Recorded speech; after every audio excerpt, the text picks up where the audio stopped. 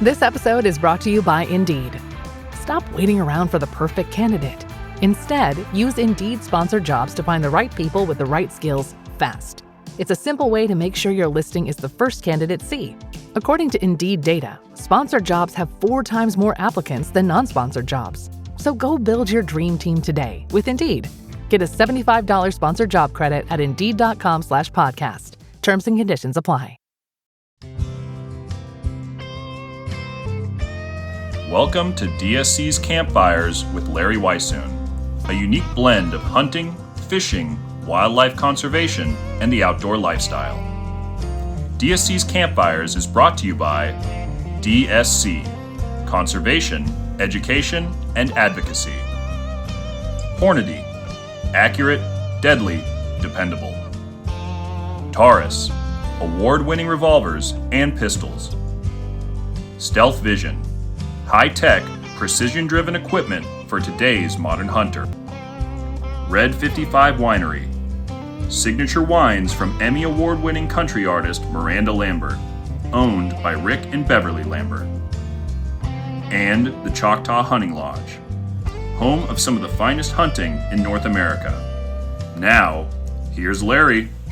Outside, the temperature is a little bit on the cool side, but inside the hacienda here with Mr. Alonzo Ayala, who is the co-owner of the absolutely fabulous Durangueño Ranch, sitting next to the fire, and all things are comfortable. I've been able to take a really great deer that we'll tell about in another story, but Alonzo, welcome to the DSC Campfires. What a great pleasure to have you here around the campfire, and to me to be around the campfire with you on your property.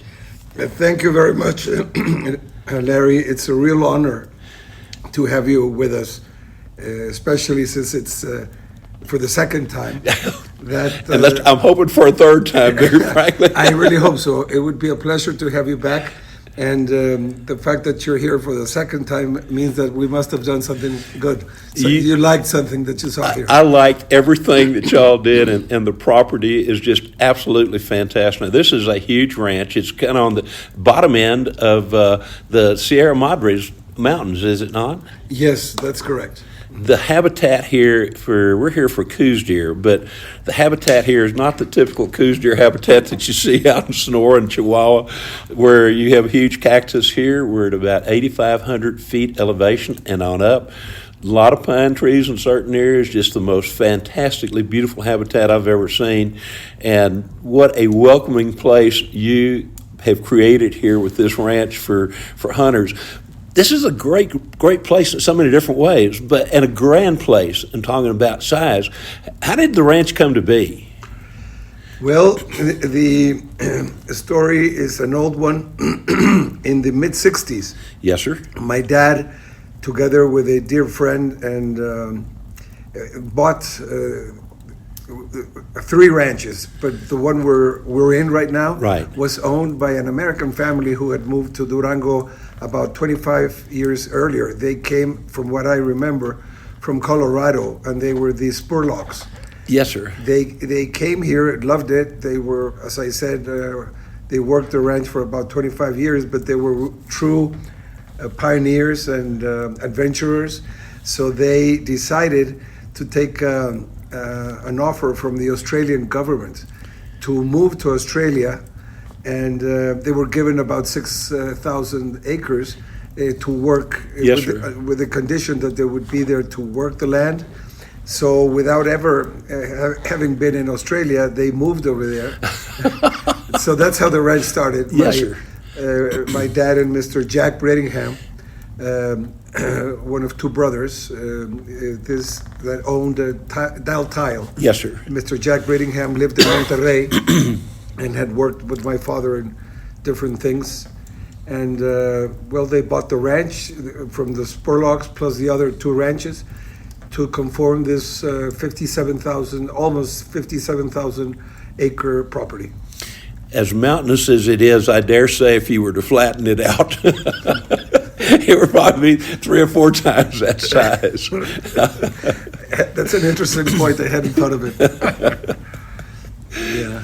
You've done so many things on this ranch in terms of bringing it back to what this country looked like many years ago and what it should be in terms of natural wildlife and in terms of livestock. This has started out as pretty much as a working cattle ranch. That's correct. And it continues to be that way. You've changed how you do things compared to maybe what was done years ago, where you really take in consideration the habitat for wildlife, which I truly commend you on, because as a wildlife biologist with a lot of experience in a lot of different places, this ranch is unbelievably in great shape for wildlife. I've never seen a property of this size that was as good a shape as this ranch is. I'm just truly amazed. Now, you've got a lot of different native wildlife here, and including Coues deer, and I want to talk a little bit before we get into some of the other things about the turkey hunting, because this is home for Gould's turkeys. And based on what we have seen here, and I've got Terry Anderson in camp as well too, who is very seriously involved in a lot of different wildlife conservation efforts, but is a wild turkey aficionado, if you will. He was truly impressed with the number of Gould turkeys that you have here and the quality of the flocks that you have. But you started out this ranch from a hunting perspective, I understood from previous conversations, pretty much as a turkey hunting ranch. That's right. That's the turkey hunting is what put us on the map. Yes, sir. We had the luck of having Mr. Howard Pollock, and with him was Mr. Peter Coues from Colorado, who came. I think it was the first season, the first time that we brought the turkey hunters here, and they were amazed by what they saw. Mr. Howard Pollock even wrote an article in Safari Club International magazine that I believe he named the best kept secret in the world of turkey hunting. And I have that article. Oh, yes, I can sir. show it to you. Well, he wrote that, and that article, and it was very popular. In it, he said that he saw the most amazing wild turkeys, Gould's wild turkeys here. And he predicted that the number one bird would be hunted here.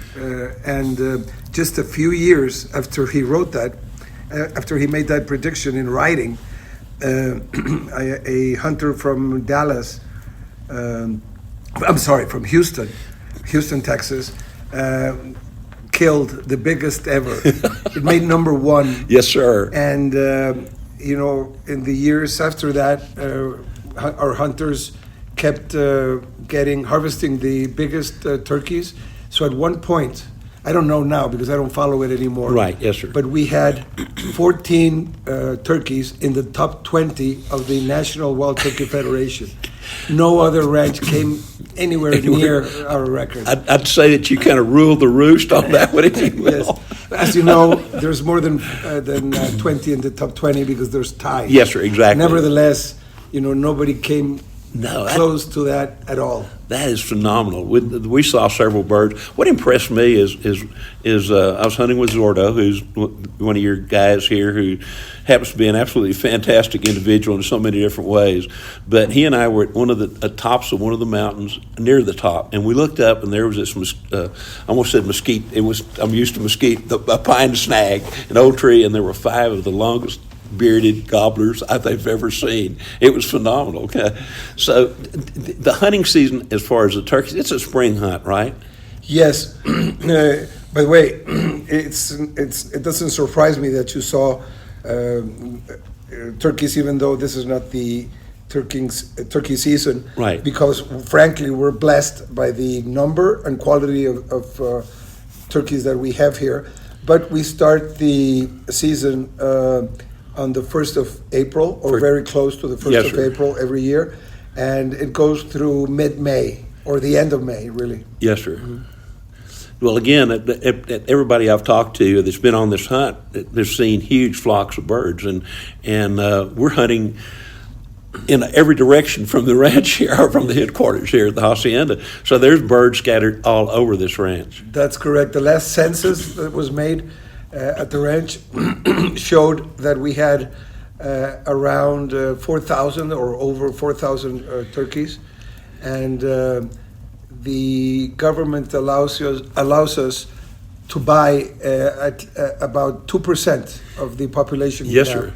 In other words, each year we're allowed to buy about 80 tags, but we don't buy the 80. Right. We don't want to go to the limit.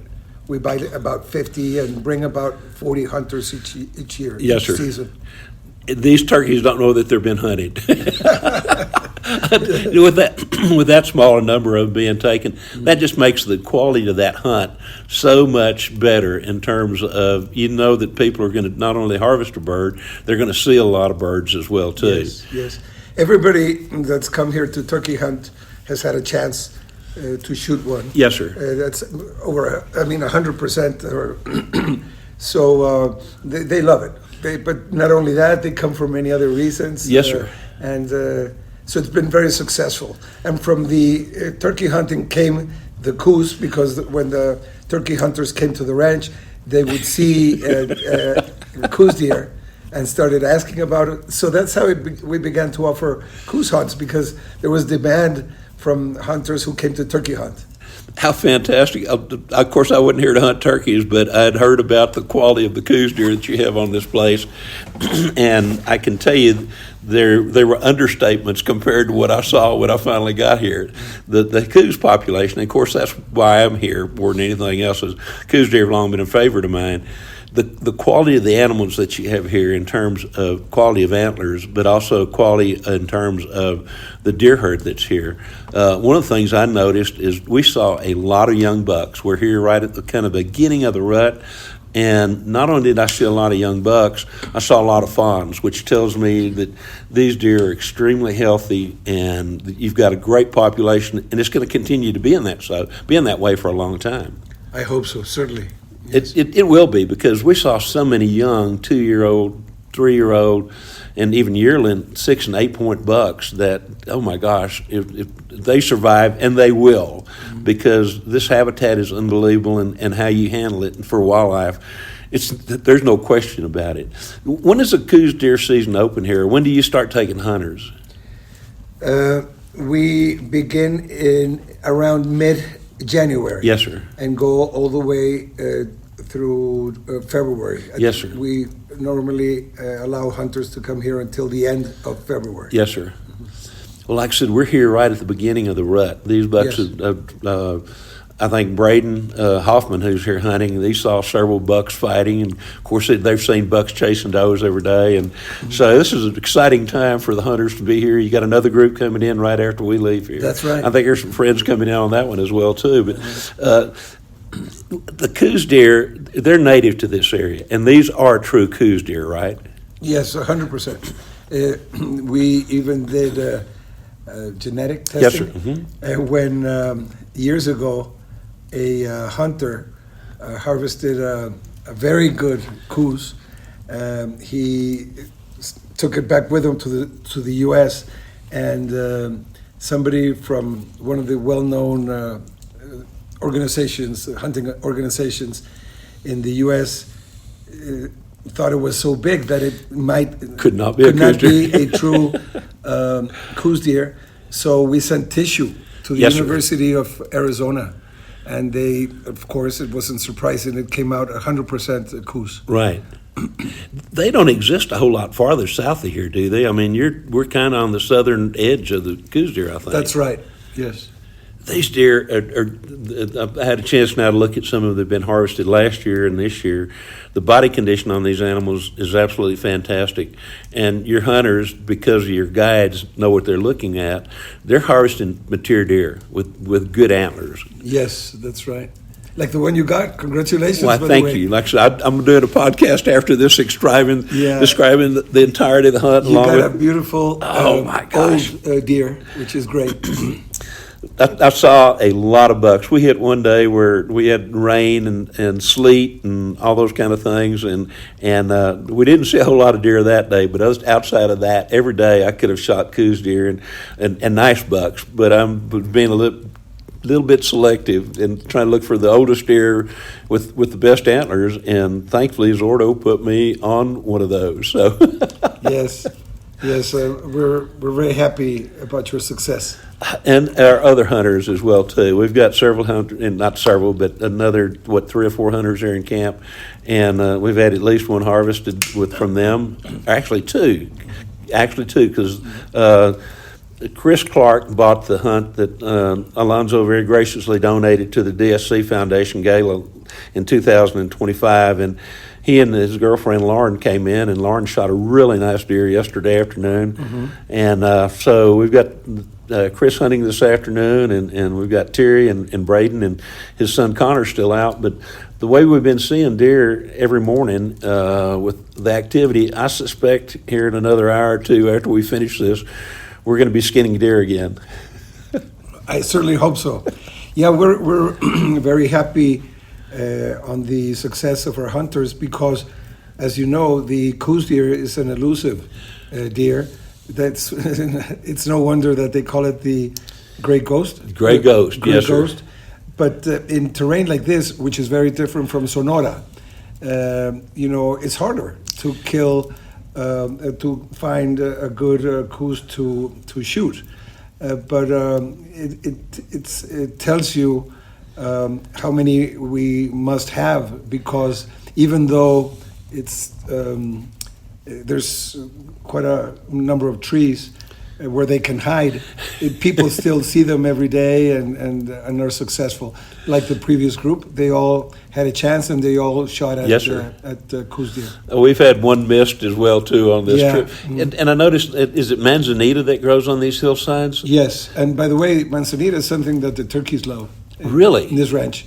Of course, grasshoppers and other things, but I think that a key to their very large size is the manzanitas. Yes, sir. That they eat here, and it's confirmed that they eat them. I'll be well. I noticed too that I sat there and watched, because I love to see, we're trying to see what deer eat and all those kind of things, and I was able to watch the deer were eating on the manzanita as well too. So, and there is no lack of it on this property. It's absolutely beautiful. It's a beautiful plant anyway. So that until now, that used to be a well-kept secret. Oh, okay. Well, that manzanita. Forget what I said. Of the record. No, I'm kidding. No, but apparently the manzanitas are very good for our wildlife. Oh, yes, sir. I've seen a subspecies of manzanita in parts of California. Okay. And the black-tailed deer there just absolutely love it there as well, too. And so when I came down here, and again, as a wildlife biologist, I try to look at the habitat and all this kind of thing. This is the most unique habitat, as far as I'm concerned, in terms of quality, because the variety of browse species that you have, and including, there's a fair amount of oak trees here as well too. Yes. And so they're going to get a certain amount of acorns at time, but the browse too with the manzanita and start with the other is at a level that these animals can eat. It's not 6, 8, 10 foot tall where you have to be a giraffe to get to eat it. That's a good point. That's right. Mm-hmm. It's accessible. I want to talk just very briefly about quail, because we kicked out 2 or 3 coveys of quail. I think, are they Montezuma quail? Yes, they are. They are Moctezuma, which, as you know, are beautiful. And Oh, they're my also gosh, yes. great tasting. They're delicious. I've never eaten one. In the States, we have them. I lived in Uvalde, Texas, out west of San Antonio, and we had a few of them at the very tops of some of those hills there. It's the first time I've ever really seen them. But down here, I noticed that we ran into 2 or 3 different coveys, and they were large covey size as well, too. And as you mentioned, they're absolutely beautiful. Yes. But I never have had a chance to eat one, so... See if we can get you one. That would be fantastic. All right.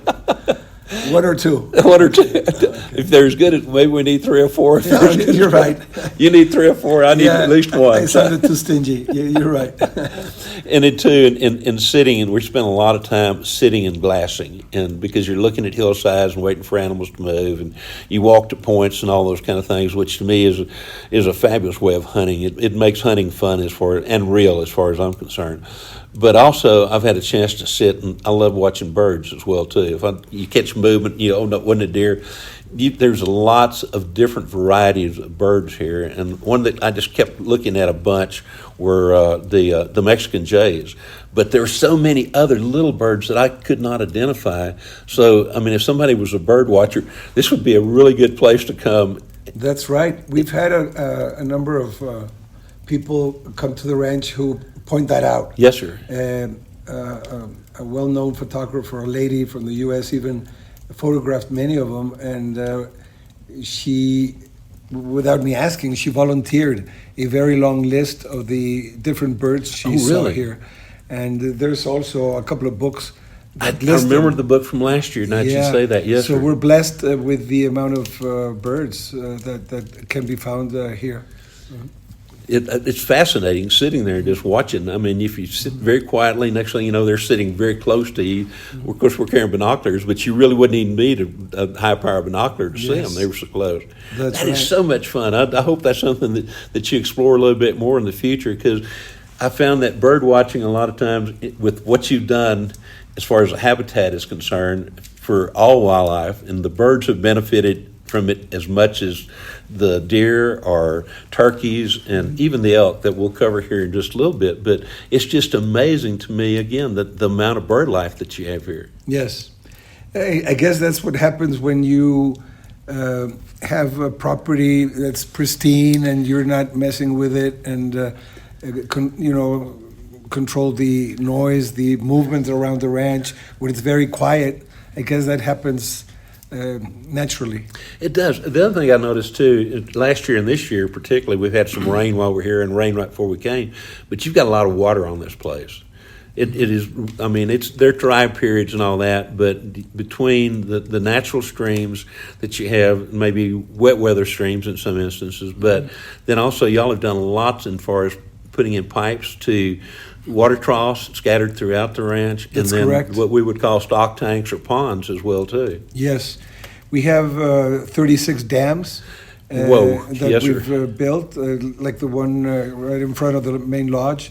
And we've done a lot on water Yes, sir. management, water management. And it shows, because that is, among other things, that kept the wildlife scattered throughout the ranch than being concentrated around the water hole Yes. type thing. And our work hasn't finished. We're planning to build a new dam this year. Yes, sir. Which will be very, very useful. It's actually, it could be 3. Depends on whether we have enough saved for that. But we know it would be a good way to spend Yes, sir. our money for investments. Yes, sir. Work And that's on what it is. water. It's an investment in the future. It's an investment. Exactly. That's how we see it. Yes, sir.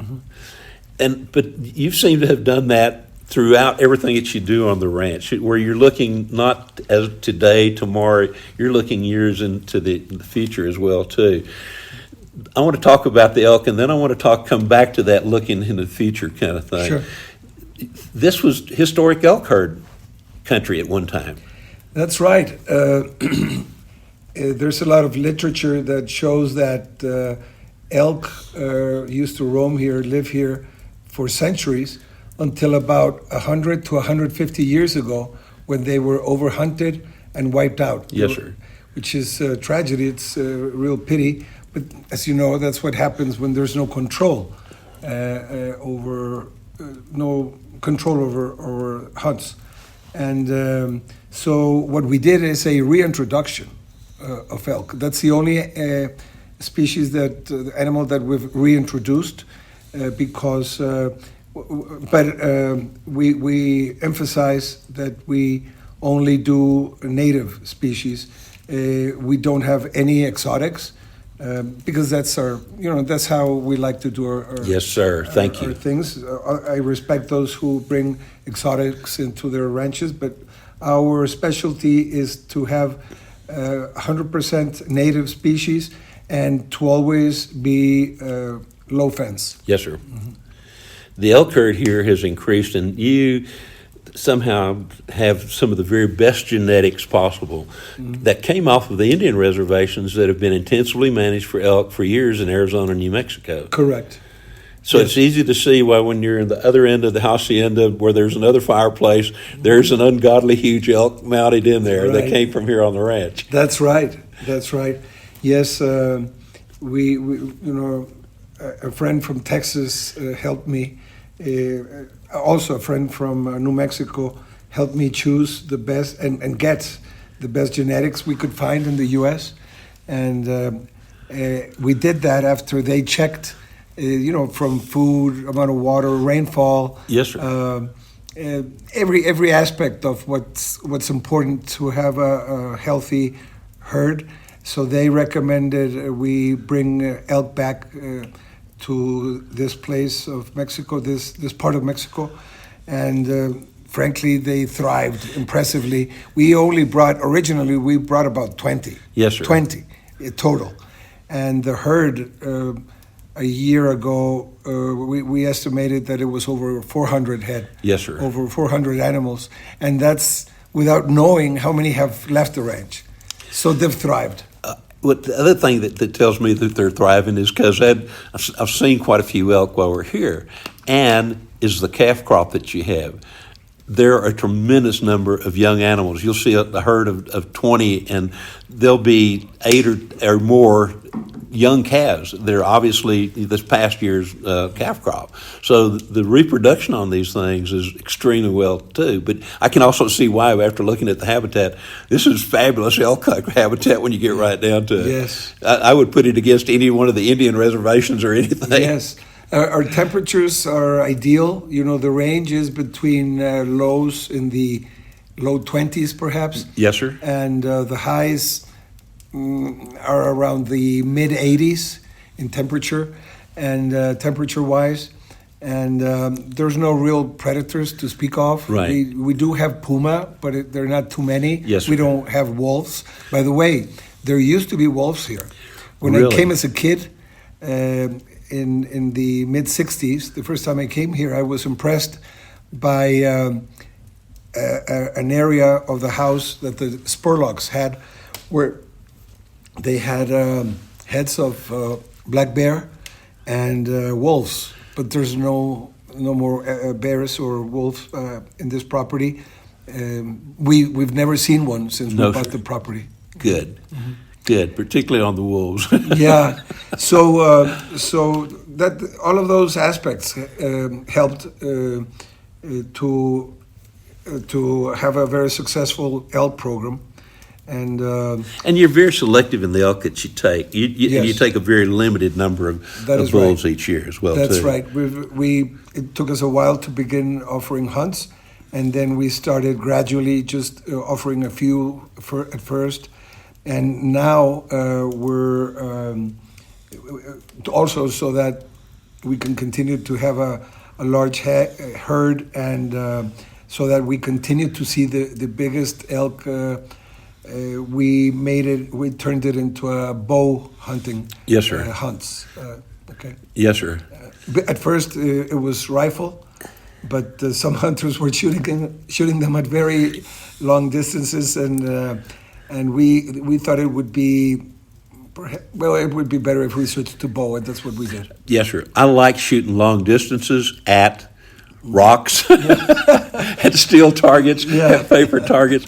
But to me, and the equipment that I have is capable of shooting long range with stealth vision and the hornady ammo. But to me, that's shooting. If you start shooting at these animals at totally. 500 yards or beyond, 400 yards, that's shooting. It's not hunting. That, to me, takes that personal aspect away from it. So while I'm a proponent of learning how to shoot long range so that when you crawl within 100 yards of it that you can accurately place the shot, that I'm all for that kind of long range shooting. Totally agree with you. I respect their preferences, but some of the people that took the biggest elk some years ago were people who loved having success at very long ranges. They were shooters. Yes, sir. And so they didn't get too involved in the hunting, and the chasing and the calling, because at very long distances they could spot them and turn the lights off for them without even knowing what happened. That's not the way for me to hunt any of the animals that I do. Again, I like shooting long range at steel so that I know what that rifle's capable of. But again, I want to get, even though I've got equipment that I could shoot 1,000 yards, I want to get 100 yards or less, and if I can get to 20 yards, even though I started at 1,000 yards, that's what I want to do. That's hunting as far as I'm concerned. We totally agree with that. That's our philosophy. Yes, sir. And preference. The elk that y'all take, are, as I said, from what I've seen in the photographs, is just phenomenal. And again, you take a very limited number to make sure that you're always going to have the quality that you do. So we've talked about the Coues turkey. We've talked about the Coues deer. We talked a little bit about elk and mentioning, the quail that you have here. Now, earlier we mentioned your investment into the future. I am totally impressed with some of the programs that you have on the ranch here for young people. Tell us a little bit about that. They're truly unique, and I can't commend you and thank you enough for doing what you're doing. This is phenomenal. So let's tell the people about what you've got here and what you do. This is absolutely fascinating to me. Thank you, Larry. As you saw, about a mile and a half to 2 miles away from the main lodge where we are right now. Yes, sir. We built log cabins to host children to come to summer camps. And we, as you saw, we built a lot of facilities there to accommodate them and to have them, let them have fun. So what we've been offering for a good number of years is 3 sessions, 15 days long, each of the 3 sessions, and the kids, and about 300 come per summer on average. And many of the kids that come for 1 session end up staying 2, so 30 days, or even 3, 45 days. Yes, sir. And but our focus, that has been very successful, is to be different in what we offer for the kids. Most summer camp sessions offer a lot of sports, which is great. They're kept active the whole day and they have fun doing sports. But we know that that's something they do back home in their schools, and so we wanted to let children from cities, urban children, know what life is like in the countryside, and specifically at a ranch such as ours, a cattle ranch with different activities like the lumber and a bunch of things. And so we bring them here, and on day one, the person that greets them is one of our main guides. You know him. He's a great, fantastic guy. His name is Calaco, but that's not his name. His nickname is Calaco. He dresses up as an Indian chief. He paints his face. Oh, yes, sir. You ought to see the pictures. They're amazing. They're hilarious. And he pretends to speak a native language, and he does it perfectly. And so he's making this up as he goes. He's making it, yes. He does that.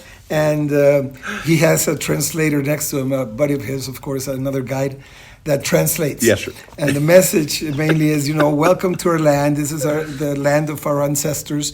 We love it. We're very proud of it. And we're perfectly happy to have visitors such as you kids to our land, but under one condition. You need to treat it well, with respect. You can't litter. You can't destroy anything. And you can imagine their faces. They're amazed by what they're hearing and seeing. And that's created an impact that lasts for many years on them. I see. Oh, I can only imagine. Yeah, yes, sir. Our children are ages 6 years to 12. But since we've been offering this for many years, we're still stopped at different places, and by people who came to the ranch for summer camp sessions and still remember everything. They remember Calaco. Oh, sure they do. But our focus, I'm sorry, I didn't finish that.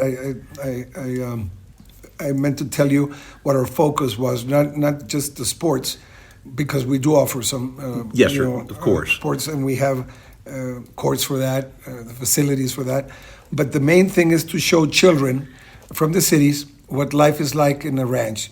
So after that introduction by our Indian chief, we show children how to round up horses, how to saddle them, how to ride them, Then they go get cows to bring in.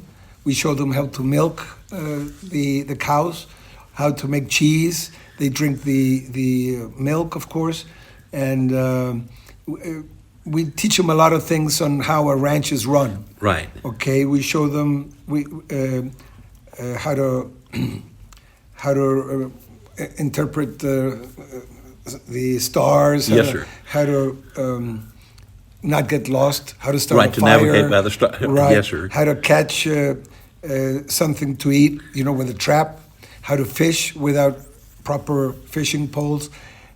All of those things, and we group them in teams, and they compete, and they go to a remote place on the ranch. They spend the night there, and they catch. Oh my goodness! They light a fire. They catch what they're going to eat, a rabbit, whatever. So they learn all of those things, and they love it. They love it. From what I recall, we had an unbelievably delicious breakfast this morning. We were talking about some of this in preparation of putting this podcast together.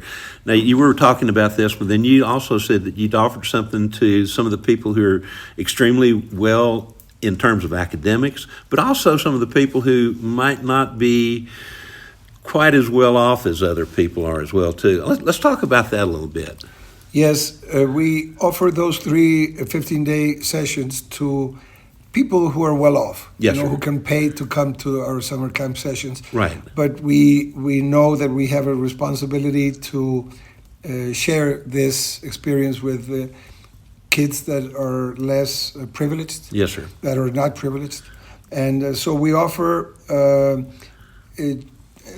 children who are studying in rural schools. The ones that do best, yes, sir, right. are offered to come here for free for a week. So that's one program each year for the kids that excelled in school, yes, academics. Sir. Right. And the other week we do it hand in hand with the government of the state of Durango, and we bring in, with their help, we bring in children that are the poorest of the state. Children who are involved in picking trash in the dumps, people who are barefooted and selling candy or whatever in street corners. So that makes us very happy and proud, that we can bring some of those kids to the ranch. Some of them, we even needed to buy them shoes, or some of them had never eaten stuff that we offer them here, right. Never in their lives, because they were very poor. Yes, sir. Mm-hmm. Thank you so much for doing that. Yeah. And, you talk about investing in the future. That is investing in the future right there in so many different ways. That is out of this world. I commend you for what you've done and what you're doing and what you're going to do in the future as well, too. Thank you, Larry. Along those lines. That is just absolutely fantastic of you to do that, and your family as well, too. So thank you for doing all that. And I also need to thank you that I mentioned earlier the DSC Foundation. There's kind of the granting arm of DSC, and through it we grant a lot of money to different organizations, different outfits that are very much invested in wildlife in a lot of different ways in terms of wildlife and education as well, too. And you graciously offered a hunt that Chris Clark bought at our DSC Gala. Thank you so very much for doing that. That money goes a long way, so really appreciate from talking. I serve as an advisor now to the DSC Foundation, so on behalf of our foundation and DSC, of course, too, thank you so much for doing that. We really appreciate that. And I know these guys are having a great time. Well, I think they're sleeping in this morning, and because the hours have been a little bit late last night, people sat up and talked and told stories for a while. So, but they'll be back out hunting again today. And of course, Lauren's already taken a deer, and Chris is going back out this afternoon. But thank you so much for your involvement there. You do so many great things here on the ranch. To me, the hunting is fantastic. What you're doing for the wildlife that's out there is just phenomenal. You've got such great variety of habitat, and with that variety of habitat, you've got this great variety of species that are there too in terms of vegetation, which also equates to great variation in terms of the species that are here, from the butterflies to the birds to the, just on and on and on. And of course, anything you do to try to improve the habitat for some of the game species, such as the Gould's turkey or the Coues deer or elk, all those other species benefit a whole lot more than anything else. How do people learn, or how can they learn more about what you do? And do you have a website or something that we can send people to? Because this is such a fabulous operation, and I'd love to see it being shared with everybody that I know and a whole lot of people I don't know as well, too. Yes. Well, we have a website both in English and in Spanish. Yes, sir. The one in English is www.Durango Ranch, one word, Durango Ranch. Yes, sir. .com. .com. And we also have an Instagram account. Oh, okay. Yeah, that one is, I think it's Rancho Low. Yes, all lowercase letters. Yeah, but then the. The line. That bottom line that's not a hyphen, it sits on the bottom. That is right. I forgot the name in English. I have to, okay. Like underscore or something, I think is what they call that in the yes, computer world. I think you're right. Rancho underscore Durangueño. Durangueño. Can you spell that? Oh, then I'll make sure that's it's quite on a the challenge. show. You're gonna embarrass me here. No, okay. I'll spell it's Durangeau. Gueno. Okay. Durangueño. Durangueño. We'll have it in the show notes, folks. Rancho Durangueño. Okay. Right. So it's Rancho underscore Durangueño. Okay, yes. Great. We'll make sure that's in the show notes. By the way, I don't know if I've shown you a book that we wrote on the ranch and our success story. You know what? I think I saw it last year, but I really want to look at it again. It has a lot of beautiful pictures taken by... Photography is fabulous. Yeah. The pictures were taken by a National Geographic photographer. And, the book a book doesn't talk, covers what we've done. Yes, sir. Covers what we've done to make it self-sufficient, the ranch. And it talks about, the fact that we don't put any chemicals on the land. It talks about all the programs, all the things we do so that we can have a pristine habitat ideal for wildlife.